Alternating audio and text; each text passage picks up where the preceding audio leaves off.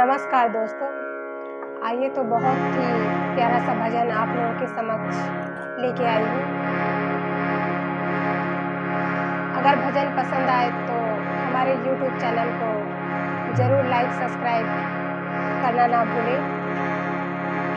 चलिए तो सुनते ये प्यारा सा भजन। कान्हा